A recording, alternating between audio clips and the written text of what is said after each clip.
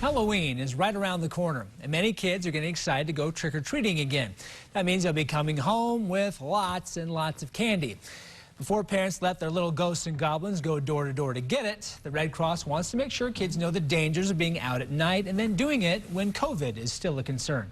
Here to share a few suggestions for parents to go over with their kids is Sherry Van Bibber with the Utah Red Cross. Sherry, great as always to see you. Good morning. It's nice to be with you again, Brian. Yeah, it's in an interesting time right now where a lot of families, are looking at sending their kids out, but we're not quite out of the pandemic just yet.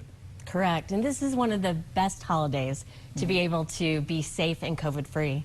So it's just a lot easier to stay 6 feet apart. It's outdoors, right? That's helpful. Yeah, it's outdoors. They're suggesting that we give our candy away, sit on the porch or sit out front, and we scoop it and hand it to them instead of all the hands going in. Doors aren't, you don't have everybody's hands knocking on the doors and handing the handrails. And so you have options here. Yeah.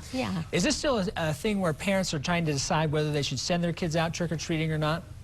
I think a lot of people, we've had a lot of phone calls, and people are so excited to get out. They're ready.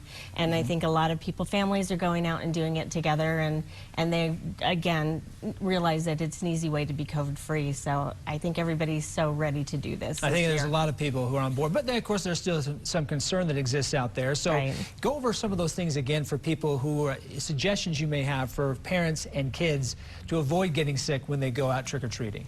We have a list here for everybody here at home. Oh, yeah, perfect. Definitely to wash hands before, to wash hands after they get home with their treats. They're saying one of the suggestions is to bag up the treats and to hand them to them, or let the kids, pick their own little bag of treats if they want to do that, or if you want to do that.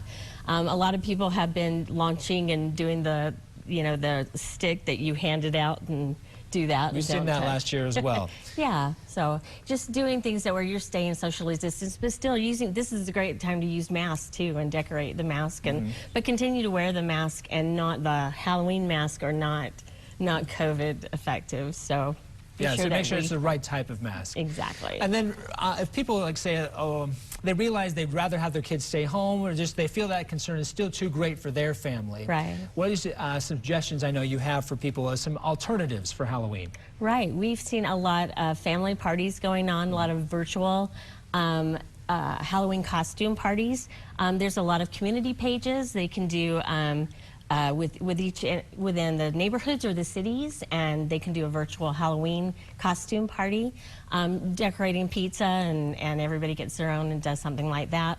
Rocks, a lot of them paint the rocks and hide them throughout the neighborhood or throughout the city. Has that going a lot of times, but it's fun to do that all year long and hide the rocks throughout your neighborhood, and nobody touches them. You just go on a scavenger hunt. And you go and find them. Yeah, and you go and find them. If you want to get some other suggestions, people out there saying, okay, I'd like a couple other ideas, how do they find those from the Red Cross? Yeah, definitely. Just go to redcross.org, and there's a lot of different ideas on there. There's a lot of safety tips.